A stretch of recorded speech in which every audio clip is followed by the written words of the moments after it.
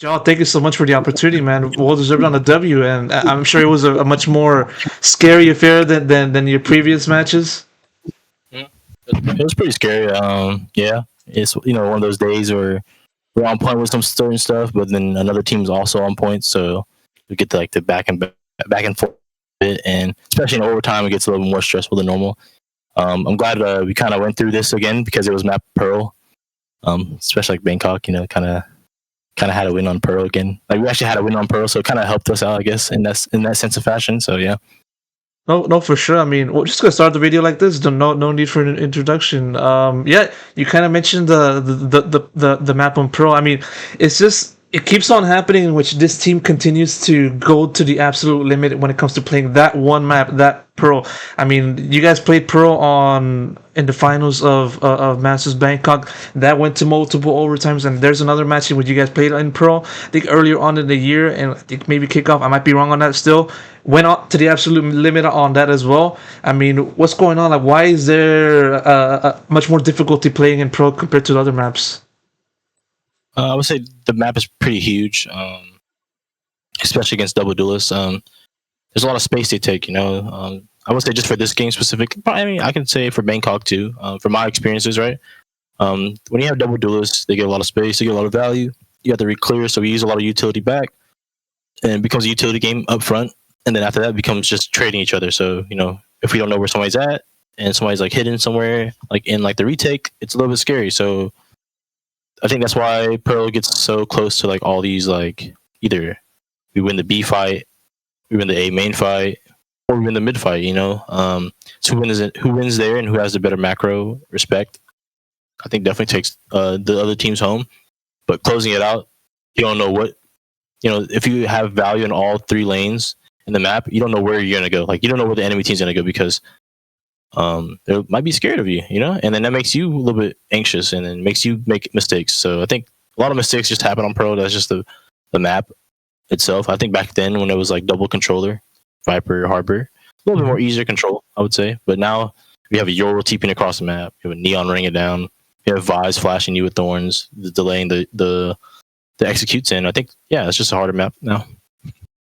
Yeah, for sure. I mean, with all of that said, though, fortunately, you guys were able to come out of it on top. But still, like, there's a little bit of a scare at the very end of Pro in the sense that, like, you guys fought all the way back from a large deficit to force, like, or not really force, but reach a tie with the other team. But then the opposing team won one round to regain the lead and now be within one more round win away from clinching the series. I mean, we saw this happen with the previous match also against Sentinels over in Ascent. When 100 Thieves won that round to be ahead again at 12 and 11, did you start thinking to yourself like, are we really gonna do this again? Are we really gonna go all this way and then fall at the very last hurdle again? I definitely thought. I definitely thought that at the beginning. I was like, "Fuck," I'm sorry, excuse my language, but I was like, "Damn, we're at that part again where like we can lose again right here, right now. No overtime." There's definitely pressure for yourself, but that makes you. For me, it makes me play a little better. I'm like, "Damn, I gotta do something this round." I'm not sure if that's the round they KJ ulted. I could be wrong. Was it the round they KJ ulted? Do you remember specific? I'm not sure because like everything was like a blur because everything was so fast paced and I'm sure the pressure was there on you. So must be like that. Yeah. I remember a specific round, I would say, that kind of made me know that like I had the game in the bag, where I was confident still in myself because I was getting picked a lot earlier with like the cryo like shooting me pretty easily. Like a lot of like the openings that I had on defense were a little bit rough for me. But I would say the one round that I remember from this game as of right now is like I think Busio today main, and I was on a timer because I have a TP, I have a op, and I have to worry about a KJ ult, and whoever else is in A main. So I think they had a little bit bad of micro, so I was able to get a pick on Xander. I know that, and then after that, it became the retake, and I think we closed it out because of that. So yeah, in those instances of those rounds, it's like you have to just not play to lose, because if you play to lose, you're gonna just end up losing. Like I would say, like on our split, like we're playing a little too far back or whatever the case is.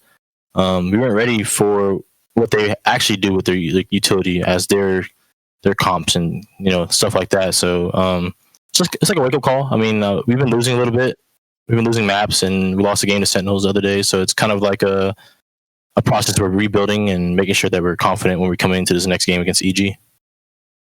No, no, yeah, like it also does bring into focus about like where the current form of the team is at, and it's a massive far cry, I would say, from the kind of performances that you've been showing, basically for the rest of the entire year, save for the playoff phase. I mean, you guys mostly been untouchable when it comes to playing domestically, and when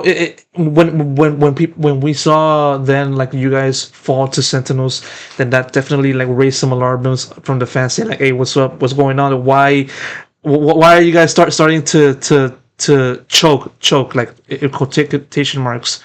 And at this critical moment of stage one, and I'm sure you guys have also been kind of like aware of this change. And so that said, I kind of want to ask you just sort of like what made the change happen to go from like playing very well earlier on in the stage to now just having to go through a much more difficult patch during playoffs. Yeah, I would say maybe I don't have the full answer yet. If I did, we probably would be in Toronto, right? But I would say I think something small. I would say like we're in our own heads, like we know what to do. It's like we're hesitant on some of the stuff we usually do. So it's like we know how the round plays out. We know how the team operates if they use a certain composition. But we also lose sight of ourselves in our composition. Like we know this is the right play, but we're just doing something different because of uh like a round previously or anti or they have an op, whatever the case is. Like we're doing something that we don't know as much. So it kind of gives us that gray space of like, are we doing the right thing or we're doing the wrong thing? And obviously, if it works, it's the right thing. But in that moment, even if it does work, does it work the next time? It's like we're just basically on head. I would say we're still learning that now, especially with this match. Like we're gonna watch it back. We're gonna recognize a lot of the mistakes we made and actually talk about it. Like that's how Josh teaches us. And if we have rounds to bring to him, it's like it's noticeable. Like we know why we're losing. We're just doing stupid stupid stuff. Like we're not doing our genuine plays, our undefeated plays, I would say. So I think that's kind of like been the momentum. I would say like our skill ceiling is still high, but it's just making sure that we're all on the same page and just doing the same thing together and talking. That's it. Like I'm pretty not talkative sometimes when I'm getting shut down a little bit. So that's my job to learn what I have to fix and make sure that if I'm confident, people obviously know when I'm confident, but it's when I'm not at my low. I'm still teaching them. So they're still teaching me how to like figure out stuff, and I'm also learning what they're going to teach me.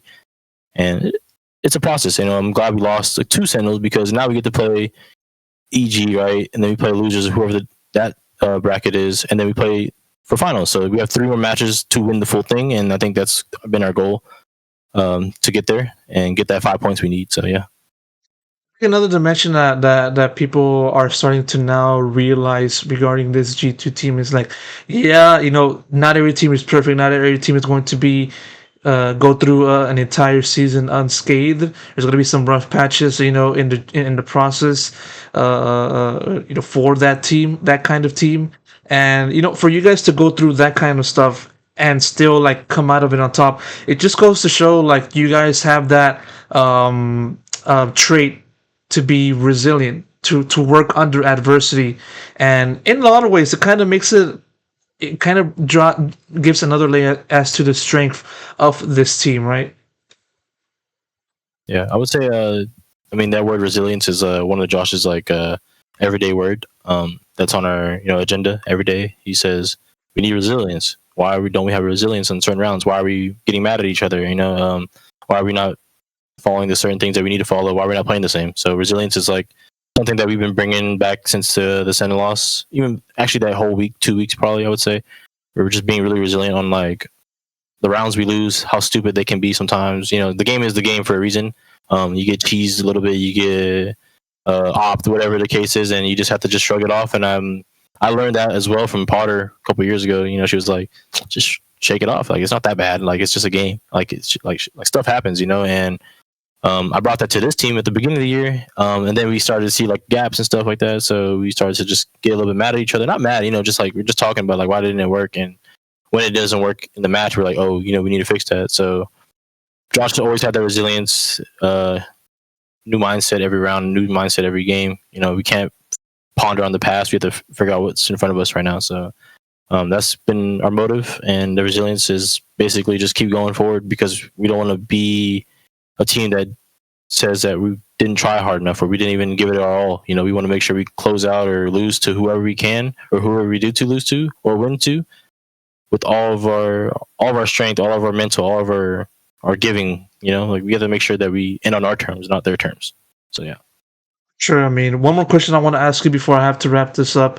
Your next opponent is going to be EG, and obviously, when people looked at the potential matchup that you guys would have, which is now reality, they're going to look at the storyline, the different journeys that these two teams have been taking. With you moving over from EG going to G2, and then IC going from G2 to EG, and also like the comparisons between yourself and IC as a duelist, and how that kind of contrasts or also works in tandem with your new respective teams. And so, I mean, how do you look at this matchup, upcoming matchup against your former team, and also how do you look at yourself against IC in terms of your role?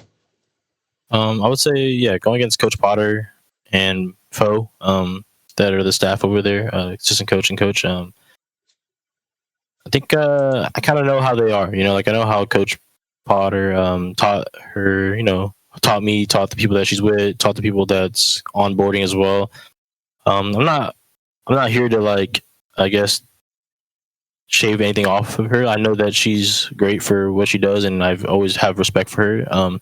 If you, for example, like our 2023 run was all lower bracket, so she's in that mode right now where she's like, this is this is that. She's getting into the game right now, and that's something I really respect about her. So that's one thing for them. For IC and the newcomer Ye as well on the team. I mean, I know there's no bad blood between me and IC, but there's more of like oh, you took my spot, I'm gonna beat you. Oh, I'm on your spot, I'm gonna be. You took my spot, I'm gonna beat you. Oh, I got to play against my old squad. I have more he has more probably like a grudge, not as much like a big one, but a grudge to beat G2.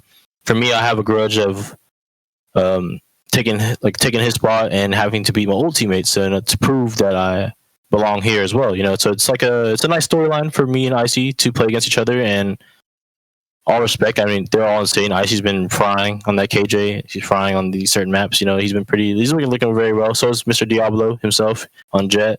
So I'm kind of glad to see that Potter's system still works, and I know that she's been trying to get the core three, Derek, Nature, and Fat Lee, Superman, close to Toronto. So I mean, at the end of the day, it's a win-win in my book because I get to see my old coach go in, but obviously, and my old teammates. But obviously, I'm here for the W, and I'm gonna play how I play and show out that day because that's when it matters. And that's big time players make big time plays. So. Yeah, we're ready to see that matchup.